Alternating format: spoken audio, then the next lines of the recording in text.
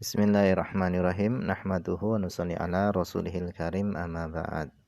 Insyaallah pada kesempatan ini kita akan belajar membaca dan akan belajar memahami beberapa istilah yang digunakan oleh Imam Nawawi di dalam kitab Minhajut Thalibin.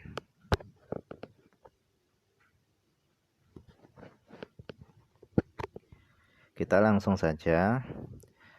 Fara'aitu, maka aku memandang, ikhtisarahu, yaitu untuk meringkas kitab tersebut. Yang dimaksud adalah kitab Muharrar, fi nahwi nisfi hajmihi, di dalam seumpama separuh bentuknya kitab Muharrar. Tujuannya apa? Liyashula hifdhuhu, supaya mudah dihafal. Ma'ama adumuhu ilaihi, bersama apa yang akan aku tambahkan ilaihi, ke dalam kitab Mukhtasar Muharrar, yaitu kitab Minhajut Thalibin ini, insyaallah ta'ala, insyaallah, minan nafais, dari perkara-perkara yang berharga, al-mustajadat ay al-mustahsanat, yaitu yang dianggap baik, perkara-perkara yang berharga yang dianggap baik.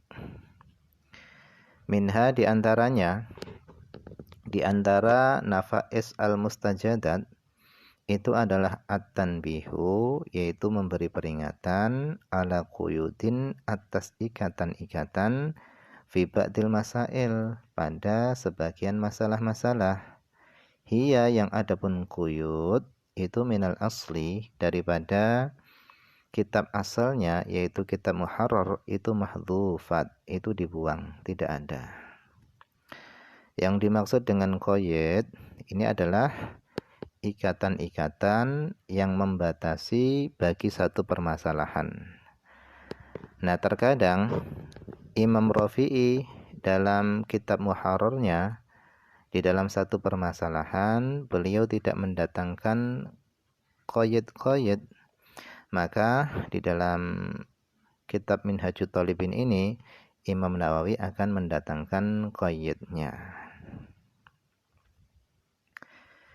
Kemudian wa minha, dan diantaranya lagi nafais al-mustajadat adalah mawadi'u yasiratun, yaitu tempat-tempat yang sedikit, dzakaraha fil Muharrar, yang telah disebutkan oleh Imam Rafi'i di dalam kitab Muharrar, ala khilafil mukhtari fil madhab, akan tetapi tempat-tempat yang sedikit itu adalah menyelisihi pendapat yang dipilih di dalam madhab.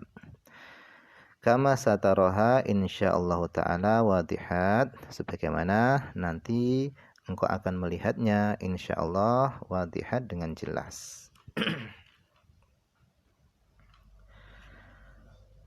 Wa minha, dan diantaranya lagi adalah ibdalu ma kana min alfadhihi ghariban, yaitu mengganti lafadz min alfadhihi, dari lafadz-lafadznya Muharrar, yang lafadz tersebut itu ghariban, yaitu asing. Jadi terkadang lafadz yang digunakan oleh Imam Rafi'i di dalam kitab Muharrarnya, beliau menggunakan lafadz yang gharib, lafadz yang jarang dipakai, yang sulit dipahami.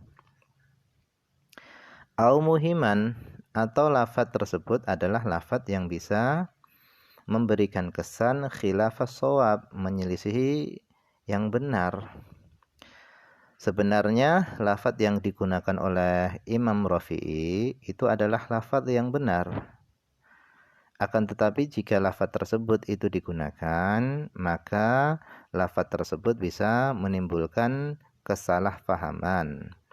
Oleh karenanya lafadz tersebut oleh Imam An-Nawawi beliau ganti bi awdaha, dengan lafadz yang lebih jelas, wa akhsara minhu, dan lafadz yang lebih ringkas, minhu, dari yang dipakai oleh Imam Ar-Rafi'i di dalam kitab Muharrarnya. bi ibaratin jaliyatin dengan ibarat-ibarat yang jelas. Wa minha dan diantaranya lagi adalah bayanul qaulaini, yaitu menjelaskan dua qaul, wal wajhaini dan menjelaskan dua wajah, wat tariqaini menjelaskan dua tariqah, jalur, wan nasi menjelaskan apa itu nas, wa maratibi dan menjelaskan maratibi tingkatan-tingkatan khilaf, tingkatan-tingkatan khilaf fi jami'il halat pada seluruh keadaan-keadaan. Jadi dalam kitab Minhajut Thalibin ini nanti Imam Nawawi akan menggunakan istilah-istilah yang wajib dipahami oleh orang yang ingin mempelajari kitab Minhajut Thalibin ini. Karena orang yang tidak memahami istilah-istilah yang digunakan oleh Imam Nawawi, maka dia tidak akan bisa memahami apa maksud yang disampaikan oleh Imam An-Nawawi di dalam kitab ini. Yang pertama dalam kitab Minhajut Thalibin ini, nanti Imam Nawawi akan menggunakan istilah qaul, kemudian qaulain, kemudian aqwal. Yang dimaksud dengan qaul itu adalah pendapatnya Imam Asy-Syafi'i. Kemudian yang dimaksud dengan qaulain itu adalah dua pendapatnya Imam Syafi'i yang terdapat di dalam satu permasalahan. Kemudian aqwal itu adalah beberapa pendapatnya Imam Syafi'i yang terdapat dalam satu permasalahan. Kemudian beliau juga menggunakan istilah wajhun, wajhain, dan aujuh. Nah ini semua wajhun, wajhain, dan aujuh ini semua adalah pendapatnya ashabu Syafi'i, yaitu para ulama Syafi'i yang telah mencapai derajat tertentu dalam mazhab Syafi'i. Fahaitsu aqul, maka ketika aku mengatakan fil azhar awil masyhur, di dalam azhar awil masyhur atau masyhur, faminal qaulain, maka itu dari dua pendapatnya Imam Syafi'i, awil aqwal atau dari beberapa pendapatnya Imam Asy-Syafi'i. Jadi terkadang dalam satu masalah Imam Syafi'i itu memiliki dua pendapat, bahkan memiliki beberapa pendapat di dalam satu permasalahan.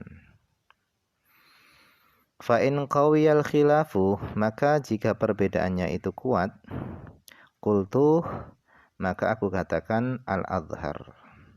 Wa illa, dan jika tidak kuat perbedaannya, fal masyhur, maka aku katakan masyhur. Jadi yang dimaksud dengan kuat perbedaannya itu adalah dalil yang dijadikan hujah dalam satu permasalahan tersebut. Dalilnya tadi itu masing-masing kuat. Jadi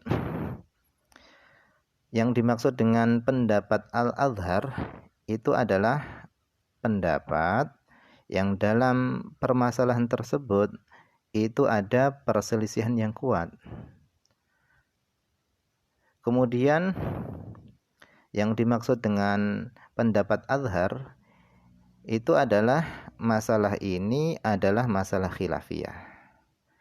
Artinya ada pendapat yang lainnya yang menyelisihi pendapat azhar ini. Kemudian khilaf di dalam pendapat azhar ini adalah khilaf di antara pendapatnya Imam Syafi'i sendiri, bukan Imam Syafi'i dengan yang lainnya, bukan. Akan tetapi khilaf yang terjadi yang ada di dalam pendapat azhar ini adalah khilaf yang terjadi di dalam pendapatnya Imam Syafi'i sendiri. Kemudian apa yang dikatakan oleh Imam Nawawi nanti di dalam kitab Minhajut Thalibin ini dengan beliau mengatakan azhar, itu berarti adalah pendapat yang paling kuat. Jadi azhar itu adalah pendapat yang paling kuat. Artinya muqabil azhar itu adalah pendapat yang lemah. Nah, yang dimaksud dengan lemah ini adalah pendapat azhar itu adalah pendapat yang difatwakan dalam mazhab Syafi'i.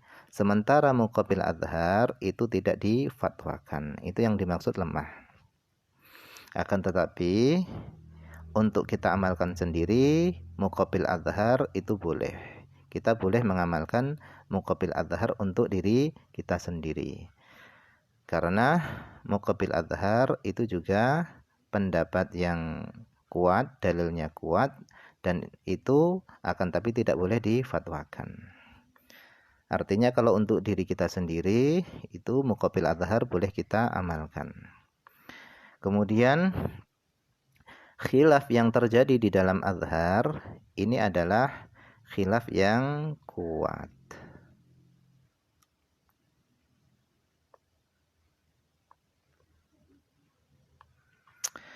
Artinya dalil dari masing-masing pendapat tersebut itu adalah sama-sama kuat. Akan tetapi azhar itu lebih kuat daripada muqabilnya. Oleh karenanya pendapat azhar itulah pendapat yang difatwakan. Nah, kalau khilaf tadi itu tidak kuat, maka An-Nawawi di dalam kitab Minhajut Thalibinnya beliau akan mengatakan al-masyhur. Nah, yang dimaksud dengan masyhur itu apa? Yang dimaksud dengan masyhur itu adalah yang pertama, permasalahan itu adalah permasalahan khilaf di antara pendapatnya Imam Syafi'i sendiri, bukan dengan yang lainnya. Kemudian masyhur itu adalah pendapat yang kuat. Jadi masyhur jika Imam Nawawi mengatakan ini adalah pendapat yang masyhur, berarti itu adalah pendapat yang kuat. Artinya muqabil masyhur itu adalah pendapat yang lemah. Maksudnya pendapat yang lemah tadi, muqabil masyhur tadi itu adalah pendapat yang tidak difatwakan. Kemudian yang ketiga, khilaf antara masyhur dan muqabil masyhur itu khilafnya adalah khilaf lemah. Yang dimaksud khilaf lemah itu adalah sandaran hukum yang dipakai dalam pendapat masyhur adalah sandaran yang lemah. Oleh karenanya muqabil masyhur itu tidak boleh difatwakan. Wallahu a'lam, ini saja yang bisa dibaca pada kesempatan ini. Semoga ada manfaatnya.